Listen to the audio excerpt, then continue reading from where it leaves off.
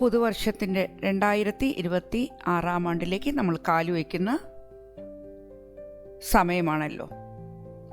അപ്പം 2026 ദൈവ വാഗ്ദത്ത വചനമായി യെശയ്യാ 27 3 വചനം കർത്താവ് എനിക്ക് നൽകി. ഞാൻ 3 ദിവസം ഉപവാസത്തിലായിരുന്നു.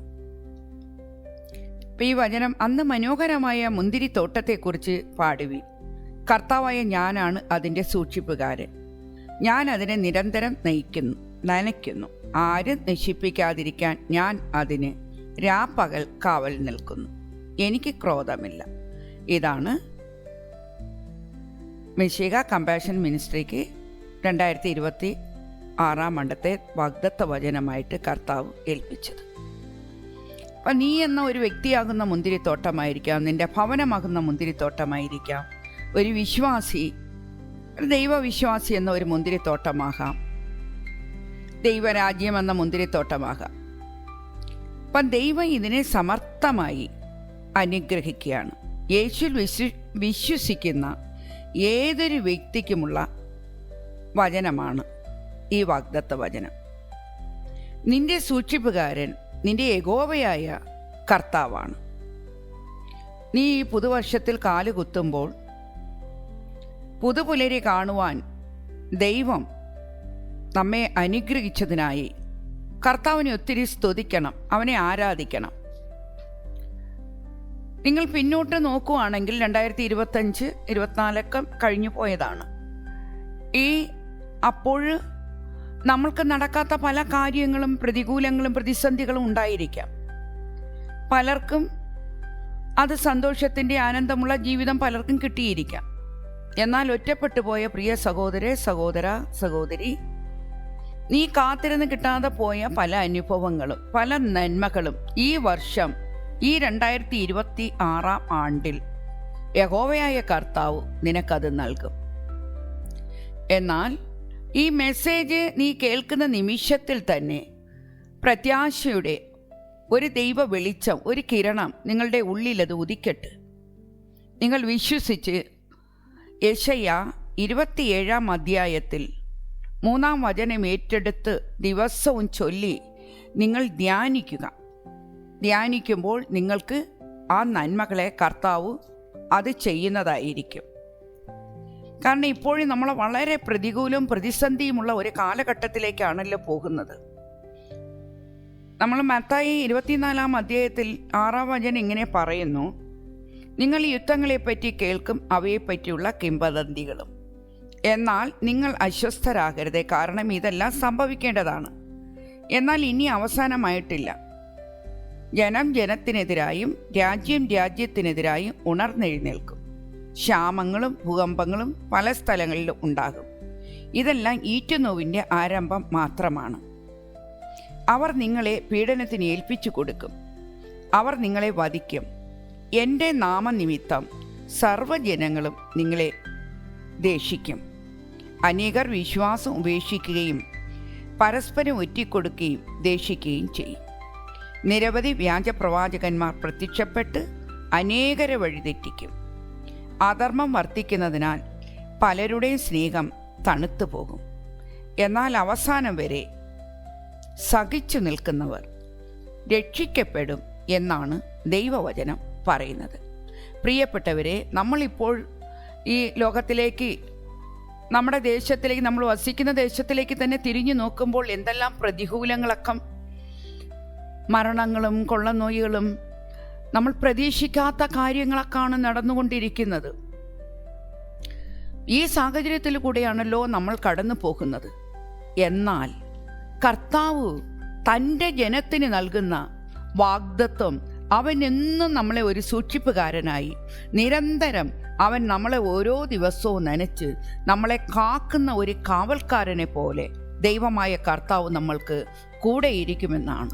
ഈ പ്രതികൂലത്തിലും ദൈവത്തിനെ വിളിച്ചപേക്ഷിച്ച് യേശുവിൽ ആശ്രയിച്ച് യേശുവിൻ്റെ മക്കൾക്ക് ദൈവം എപ്പോഴും നിങ്ങൾക്ക് ഒരു കാവൽക്കാരനെ പോലെ, ഒരു രക്ഷകനായി കൂടെയിരുന്ന് നിങ്ങളുടെ എല്ലാ പ്രതികൂലവും പ്രതിസന്ധികളിലും കർത്താവ് നിങ്ങളെ അനുഗ്രഹിക്കും.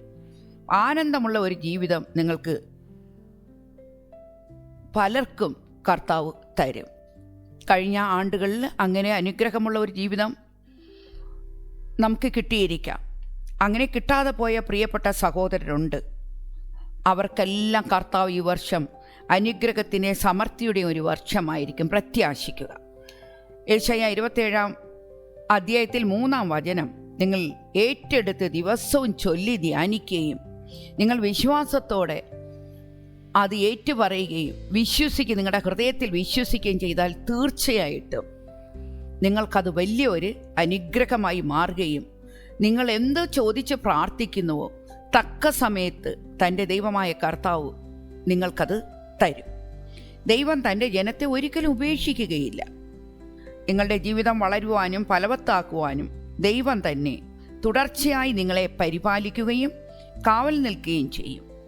അവിടെ നിന്ന് നിനക്ക് വെളിച്ചമായി ഭവിക്കും. അവൻ്റെ ജീവജലത്താൽ ഓരോ ദിവസവും നിന്നെ അവൻ നനയ്ക്കും. യഹോവ നിങ്ങളെ കാത്തുകൊള്ളും. തൻ്റെ ജനത്തെ സംരക്ഷിക്കാനും ദൈവകൃപയിൽ പരിപാലിക്കാനും പരിശുദ്ധാത്മാവിൻ്റെ പോഷണം തുടർച്ചയായി കെട്ടുവാനും കർത്താവിൻ്റെ ആത്മാവും കൂടെ ഉണ്ടായിരിക്കും. ശത്രുക്കളെയും ദോഷശക്തികളെയും നിങ്ങൾക്ക് നാശം വരുത്തും എന്ന് നിങ്ങൾ ഭയന്നിരിക്കുന്ന അങ്ങനത്തെ ശത്രുക്കളെ ഒരിക്കലും കർത്താവ് നിങ്ങളെ അറ്റാക്ക് ചെയ്യാൻ അനുവദിക്കുന്നതല്ല. പകലും രാത്രി യഹോവ നിങ്ങൾക്ക് കാവലായിരിക്കും. നിങ്ങൾ കർത്താവിൽ ആശ്രയിച്ച് അവിടുത്തെ വചനത്തിൽ വിശ്വസിച്ച് നിങ്ങൾ ആശ്രയിച്ച് ജീവിച്ചാൽ അവൻ നിങ്ങളുടെ സഹായവും പരിചയമായിരിക്കും എപ്പോഴും. ദൈവത്തെ നിങ്ങൾ ആരാധിക്കുക. ദൈവജനമേ, ദൈവത്തിൻ്റെ വചനത്തിൽ നിങ്ങൾ വിശ്വസിക്കുകയും ധ്യാനിക്കുകയും വചനമനുസരിച്ച് നിങ്ങൾ ജീവിക്കുകയും ചെയ്യുമ്പോൾ നിങ്ങളുടെ ജീവിതത്തിൽ അതൊരു അനുഗ്രഹമായി മാറും. നിങ്ങൾ എന്ത് വിചാരിക്കുന്നോ ആ കാര്യങ്ങളെ കർത്താവ് സഫലമാക്കി തരും. നമ്മൾ ചെയ്യേണ്ട കാര്യം നമ്മൾ ചെയ്യുമ്പോൾ കർത്താവ് ചെയ്യേണ്ട കാര്യവും കർത്താവ് നമ്മൾക്ക് കൃത്യസമയത്ത് നമ്മൾക്ക് ചെയ്തു തരും. നിങ്ങൾ നഷ്ടപ്പെട്ടു പോയ നന്മകളെയോ അനുഗ്രഹങ്ങളെയോ ജോലിയെയോ മാരേജോ മറ്റ് സാഹചര്യങ്ങളോ ഒന്നിനെക്കുറിച്ചും നിങ്ങൾ ആകുലപ്പെടാതെ സകലതും നന്മയ്ക്കായി മാറിയെന്ന് ഓർത്ത് നിങ്ങൾ പ്രത്യാശയോടെ കർത്താവിൻ്റെ അടുത്ത് നിങ്ങളുടെ വിഷമങ്ങളെ നിങ്ങളുടെ പ്രതികൂലങ്ങളെ യേശുവിൻ്റെ അടുത്ത് പറഞ്ഞ് നിങ്ങൾ പ്രാർത്ഥിക്കുക. തീർച്ചയായിട്ടും കർത്താവ് നിങ്ങളെ അനുഗ്രഹിക്കും. ഈ മെസ്സയ്യ മിനിസ്ട്രിയിലെ ഈ നവംബറും ഡിസംബർ മാസം ഒത്തിരി സാക്ഷ്യങ്ങൾ വന്നിട്ടുണ്ടായിരുന്നു. അത് വലിയ വലിയ സാക്ഷ്യങ്ങളാണ്. അപ്പം അങ്ങനത്തെ അവർക്ക് അങ്ങനെ അത്ഭുതങ്ങൾ ചെയ്ത കർത്താവ് നിങ്ങൾക്കും അത്ഭുതങ്ങളെ ചെയ്യാൻ ശക്തനാണ്.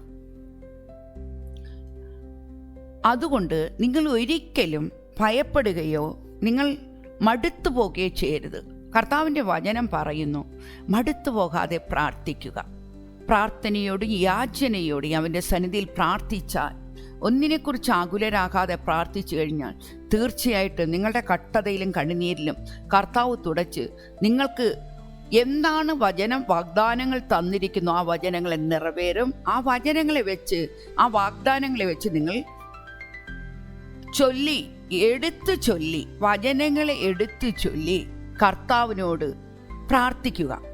നിങ്ങളുടെ ജീവിതത്തിൽ അത് നിങ്ങൾക്കൊരു അനുഗ്രഹമായി മാറും. ദൈവം തന്നെയാണ് നമ്മുടെ രക്ഷ. അവനിൽ പൂർണ്ണമായി നമ്മൾ ആശ്രയിക്കണം. ഒരിക്കലും നമ്മൾക്ക് ഭയം വേണ്ട. നമ്മുടെ ജീവിതത്തിൽ പല പ്രശ്നങ്ങൾ, എത്ര വലിയ പ്രശ്നങ്ങളായിക്കോട്ടെ, എത്ര വലിയ പ്രശ്നങ്ങളായിരുന്നാലും ഒരിക്കലും നമ്മൾ ഭയപ്പെടാതെ അതിനെ ഓവർകം ചെയ്യേണ്ട ശക്തിയും ബലനയും കൃപയും സ്വർഗത്തിലെ ദൈവം നിങ്ങൾക്ക് നൽകും. നിങ്ങളെ എല്ലാ ആപത്തുകളിൽ നിന്നും കാക്കും, മരണഭയത്തിൽ നിന്നും കാക്കും, ശത്രുഭയത്തിൽ നിന്നും കർത്താവ് നിങ്ങളെ കാക്കും. കർത്താവ് നിങ്ങൾക്ക് നന്മ ചെയ്യും. എപ്പോഴും നിങ്ങളുടെ നാവിൽ കർത്താവിന് വേണ്ടി സ്തുതിയും നന്ദിയും ഒരു പാട്ടുമായി നിങ്ങളുടെ ഹൃദയത്തിൽ മാറട്ടെ. ഒരു നന്ദി ചൊല്ലലായി നിങ്ങളുടെ ഹൃദയം മാറട്ടെ. നിങ്ങൾ സന്തോഷമായിരിക്കുക. നിങ്ങളുടെ ദുഃഖങ്ങളെല്ലാം മാറ്റിക്കളയുക. കാരണം യേശു നമ്മൾക്ക് രക്ഷ നൽകുന്നവൻ മാത്രമല്ല, അവൻ തന്നെയാണ് നമ്മുടെ രക്ഷകൻ. യേശുവിൽ ആശ്രയിച്ച് നിങ്ങൾ ഭയം വിട്ടുകളയുകയും നന്ദിയോടെ അവനെ സ്തുതിക്കുകയും അവനിൽ നിത്യ സുരക്ഷിതത്വവും സന്തോഷവും ഉണ്ട്. പ്രിയരെ, ഒരിക്കലും അവനിൽ ആശ്രയിക്കുന്ന ഒരു വ്യക്തിയെ കൂടെ കൈവിട്ടതായിട്ട് ചരിത്രമേ ഇല്ല. നമുക്ക് ഒരു ചെറിയ പ്രാർത്ഥന ഞാൻ ചൊല്ലി നമുക്ക് ചേർന്ന് പ്രാർത്ഥിക്കുക. എൻ്റെ കൂടെ നിങ്ങളും ചൊല്ലി പ്രാർത്ഥിക്കുക. കർത്താവായ യേശുവേ, ഈ പുതുവർഷത്തിൽ ഞങ്ങളോട് കൃപ കാണിച്ച് ഈ പുതുവർഷം കാണുവാൻ സ്വർഗീയ രാജാവേ, ഞങ്ങൾക്ക് നീ കരുണ ചൊരിഞ്ഞതിനെ ഓർത്ത് അങ്ങേ ഞങ്ങൾ സ്തുതിക്കുന്നു, ആരാധിക്കുന്നു. കർത്താവേ, ഞങ്ങൾ അങ്ങേക്ക് കാത്തിരിക്കുന്നു. മനുഷ്യ സഹായത്തിലല്ല കർത്താവേ, ദൈവമായ കർത്താവാകുന്നു ഞങ്ങളുടെ രക്ഷ. കർത്താവേ, എല്ലാ പ്രഭാതത്തിലും അങ്ങ് ഞങ്ങളുടെ ഭുജമായിരിക്കണമേ കർത്താവേ. ഓരോ ദിവസവും ഞങ്ങൾക്കും ഞങ്ങളുടെ ഭവനത്തിനും ഞങ്ങളുടെ മക്കൾക്കും ഞങ്ങളുടെ ജീവിത പങ്കാളിക്കും ഈ അനുഗ്രഹങ്ങളും നന്മയും വർഷിക്കണമേ. ഞങ്ങളുടെ പ്രതികൂലങ്ങളെ അനുകൂലങ്ങളാക്കി മാറ്റണമേ. ഞങ്ങളുടെ ഭവനത്തിന് ശക്തിയും പിന്തുണയുമായിരിക്കണമേ കർത്താവേ. ആകാശവും ഭൂമിയും സൃഷ്ടിച്ച കർത്താവ് ഞങ്ങൾക്ക് സമാധാനവും സമൃദ്ധിയും നൽകണമേ. ഞങ്ങളുടെ കഷ്ടകാലത്തിൽ ഞങ്ങൾക്ക് തുണയും സഹായമായിരിക്കണേ. ആപത്ത് നിറഞ്ഞ ഈ കാലത്തിൽ ഞങ്ങളെ നീ കാത്തു പരിപാലിക്കുകയും സംരക്ഷിക്കുകയും ചെയ്യണമേ. ഞങ്ങളുടെ രക്ഷ അങ്ങ് ആയിരിക്കണമേ. ഞങ്ങളുടെ ജീവിതത്തിൽ ഞങ്ങളുടെ പോക്കിലും വരവിലും നിന്റെ സാമീപ്യവും കൃപകടാശം കൂടെയിരുന്നു. സകല ആപത്തിൽ നിന്നും അപകടത്തിൽ നിന്നും നാശമോശത്തിൽ നിന്നും ഞങ്ങളെയും ഞങ്ങളുടെ കുടുംബത്തെയും ഞങ്ങളുടെ കുഞ്ഞുങ്ങളെയും നീ കാത്തു പരിപാലിക്കണേ. ദൊട്ടൻ കാണാത്ത തരത്തിൽ ഞങ്ങളെ കാത്തു പരിപാലിക്കണമേ. പ്രൊട്ടക്റ്റ് ചെയ്യണമേ കർത്താവേ. ഞങ്ങളുടെ ജീവിതം മുഴുവനും നിന്റെ കൃപയിലും കരുണയിലും ആശ്രയിക്കുന്ന കർത്താവേ, ഞങ്ങളെ നീ അനുഗ്രഹിക്കുകയും പരിപാലിക്കുകയും ചെയ്യണമേ. കർത്താവായി യേശു ക്രിസ്തുവിൻ്റെ നാമത്തിൽ പ്രാർത്ഥിക്കുന്നു, നല്ല പിതാവേ, ആമേൻ.